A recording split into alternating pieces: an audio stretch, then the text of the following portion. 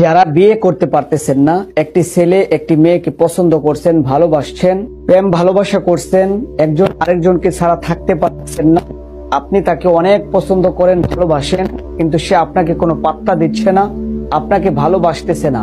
আজকের এমন এক কার্যকরী কথা আপনাকে বলবো, যে কেউ আপনার প্রেমে হাবুডুবু খাবে, আপনাকে ভালোবাসবে, আপনাকে মহাব্বত করবে, শুধুমাত্র একটি রাত্র আপনাকে কষ্ট করতে হবে।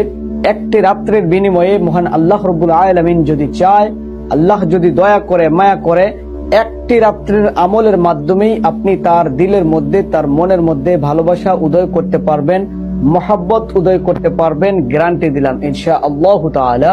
আজকের এই ভিডিও সহকারে কথাগুলো শুনুন এবং যদি আপনি মনোযোগ সহকারে একটি রাত্রের ভিতরে করতে পারেন, গ্যারান্টি দিয়ে দিলাম, আপনি আমলটি করার পরে আমাদেরকে বলবেন যে হুজুর ইনশাল্লাহ কাজ হয়েছে।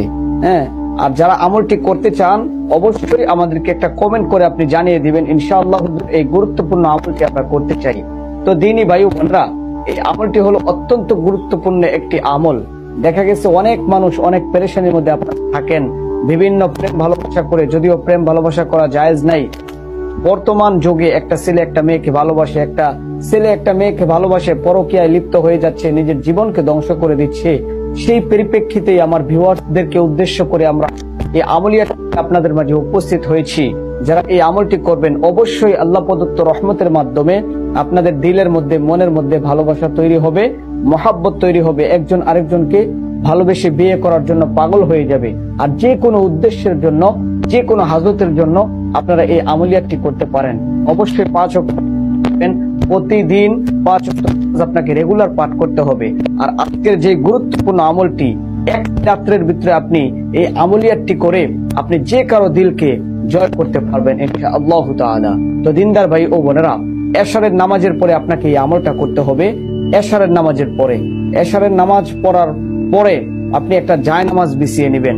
এই জায়নামাজের মধ্যে আপনি বড় একটা তসবিহ নিয়ে বসবেন, 500 অথবা 1000 গোটা অথবা 100 গোটার একটা তসবিহ নিয়ে আপনাদের সামনে বসবেন। জায়নামাজটার মধ্যে আপনি বসে আপনি কিবলামুখী হয়ে বসবেন, দুরূদ শরীফ পাঠ করবেন, ইস্তেগফার পাঠ করবেন।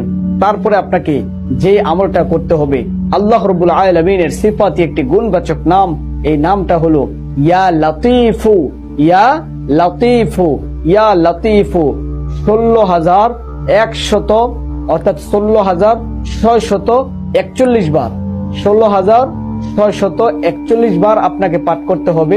একটা খাতা কলম নিয়ে বসবেন। আপনাকে এখানে একটা বিষয় লক্ষ্য রাখতে হবে, আপনি যখন 119 বার পাঠ করবেন, 119 বার পাঠ করার পরে পবিত্র করতে হবে একবার। আর সেটা স্ক্রিনে দিয়ে দিলাম, আমি বলতেছি, লা ইয়াদরিকুল আবসার ওয়া ইউদরিকুল আবসার ওয়া হুয়াল লতীফুল খবীর। স্ক্রিনে লেখা দেখে আপনি শিখে নেবেন। এই আয়াতটা 119 বার পাঠ করার পরে আপনাকে এই আয়াতখানে একবার পড়তে হবে, আবার 130 বার পাঠ করবেন, তারপরে আবার একবার পড়বেন। এই নিয়মে খাতা কলম আপনার সামনে রাখবেন। এই রাত্রের ভিতরে আপনি 16641 বার পাঠ যদি আপনি এক হাত করতে পারেন, সমস্ত হাজত আপনার পূর্ণ হবে।